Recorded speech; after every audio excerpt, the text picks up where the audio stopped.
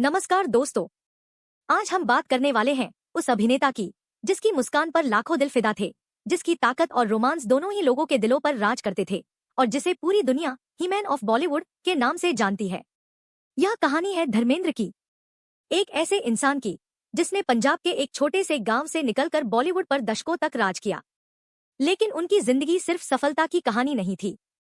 इसमें प्यार था, शादियां थी, विवाद थे, दिल टूटने की कहानियां थी और आखिर में एक ऐसा विदा जिसने पूरे देश को भावुक कर दिया। तो चलिए शुरू करते हैं धर्मेंद्र की पूरी कहानी। 8 दिसंबर 1935 पंजाब के लुधियाना जिले के नसराली गांव में एक बच्चे का जन्म हुआ। नाम रखा गया धर्म सिंह देओल। उनके पिता स्कूल के हेडमास्टर थे। परिवार साधारण था। बचपन से ही धर्मेंद्र फिल्मों के दीवाने थे। कहा जाता है कि उन्होंने फिल्म दिल्लगी कई बार देखी थी। स्कूल खत्म होते ही उनका मन फिल्मों की दुनिया में खो जाता था। लेकिन उस समय किसी ने नहीं सोचा था कि यही लड़का एक दिन भारतीय सिनेमा का सबसे बड़ा सुपरस्टार बनेगा। उस दौर में कम उम्र में शादी होना आम बात थी। सिर्फ 19 साल की उम्र में धर्मेंद्र की शादी प्रकाश कौर से हो गई। धीरे धीरे उनके परिवार में बच्चे हुए। बाद में उनके बेटे सनी देओल और बॉबी देओल पैदा हुए। लेकिन धर्मेंद्र के दिल में अभी भी फिल्मों का सपना जिंदा था। 1950 के दशक के आखिर में उन्होंने एक फिल्म मैगजीन द्वारा आयोजित टैलेंट प्रतियोगिता में हिस्सा लिया। उनकी तस्वीर और व्यक्तित्व ने लोगों का ध्यान खींचा। यहीं से उन्हें मुंबई आने का मौका मिला। लेकिन मुंबई पहुंचना और स्टार बन जाना दो अलग बातें थी। उन्होंने छोटे छोटे काम किए, संघर्ष किया, स्टूडियो के चक्कर लगाए, रिजेक्शन झेले, लेकिन हार नहीं मानी। 1960 में उन्हें पहली फिल्म मिली, दिल भी तेरा हम भी तेरे। फिल्म बड़ी हिट नहीं हुई, लेकिन बॉलीवुड को एक नया चेहरा मिल गया था। एक ऐसा चेहरा जो आने वाले वर्षों में लाखों दिलों की धड़कन बनने वाला था। 1960 के दशक में धर्मेंद्र लगातार फिल्में करते रहे। उनकी मेहनत रंग लाने लगी। अनुपमा, फूल और पत्थर, सत्यकाम, इन फिल्मों ने साबित कर दिया कि धर्मेंद्र सिर्फ एक हैंडसम हीरो नहीं, बल्कि बेहतरीन अभिनेता भी हैं। विशेष रूप से फूल और पत्थर ने उन्हें सुपरस्टार बना दिया। 1970 का दशक आया और धर्मेंद्र का जादू पूरे देश पर छा गया। उनकी मजबूत बॉडी, दमदार एक्शन और रोमांटिक अंदाज ने उन्हें हीमैन ऑफ बॉलीवुड बना दिया। उनके स्टंट इतने खतरनाक होते थे कि कई बार वे डुप्लीकेट का इस्तेमाल नहीं करते थे। यही कारण था कि दर्शक उन्हें असली एक्शन हीरो मानते थे। धर्मेंद्र के करियर में एक महत्वपूर्ण नाम था मीना कुमारी। मीना कुमारी उस समय की सबसे बड़ी अभिनेत्रियों में से एक थी। दोनों ने कई फिल्मों में साथ काम किया। फिल्मी गलियारों में उनके रिश्ते की खूब चर्चा होने लगी।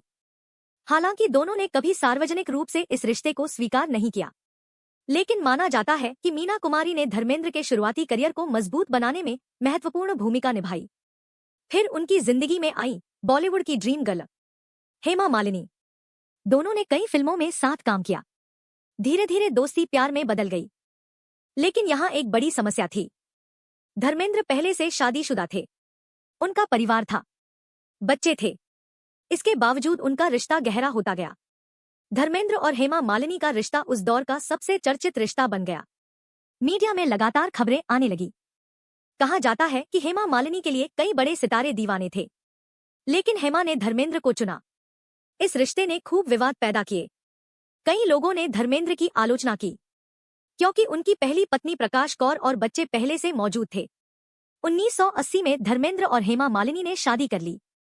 रिपोर्ट्स के अनुसार दूसरी शादी करने के लिए उन्होंने धर्म परिवर्तन किया था। यह फैसला उस समय बहुत बड़ा विवाद बन गया। कई लोगों ने इसे गलत कहा, कई लोगों ने उनका समर्थन किया, लेकिन धर्मेंद्र और हेमा साथ रहे। बाद में उनकी 2 बेटियां हुईं, ईशा देओल, आहाना देओल। 1975 भारतीय सिनेमा की सबसे महान फिल्मों में से एक रिलीज हुई, शोले। धर्मेंद्र ने वीरू का किरदार निभाया। उनके साथ थे अमिताभ बच्चन, अमजद खान, संजीव कुमार, हेमा मालिनी। वीरू और बसंती की जोड़ी इतिहास बन गई। आज भी बसंती इन कुत्तों के सामने मत नाचना जैसे डायलॉग लोगों की जुबान पर हैं। 1970 और 1980 के दशक में धर्मेंद्र ने दर्जनों सुपरहिट फिल्में दी। उनका करियर लगातार ऊंचाइयों पर पहुंचता गया। वह रोमांस भी कर सकते थे, कॉमेडी भी, एक्शन भी और गंभीर अभिनय भी। यही उनकी सबसे बड़ी ताकत थी। धर्मेंद्र अपने बच्चों से बेहद प्यार करते थे। उन्होंने अपने बेटों सनी और बॉबी को फिल्मों में लॉन्च किया। बाद में दोनों सफल अभिनेता बने। देओल परिवार बॉलीवुड का एक बड़ा फिल्मी परिवार बन गया। 2004 में धर्मेंद्र राजनीति में आए।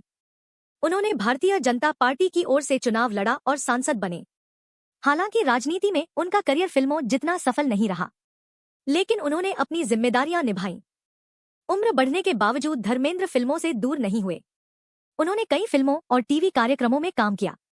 नई पीढ़ी भी उन्हें उतना ही प्यार करती रही। उनकी सादगी और विनम्रता लोगों को प्रभावित करती थी। करीब 65 वर्षों के करियर में उन्होंने 300 से अधिक फिल्मों में काम किया। उन्हें भारतीय सिनेमा के सबसे महान अभिनेताओं में गिना जाता है। 2012 में उन्हें पद्मा भूषण से सम्मानित किया गया। 2025 में उनकी तबीयत लगातार खराब रहने लगी। वे कई बार अस्पताल में भर्ती हुए।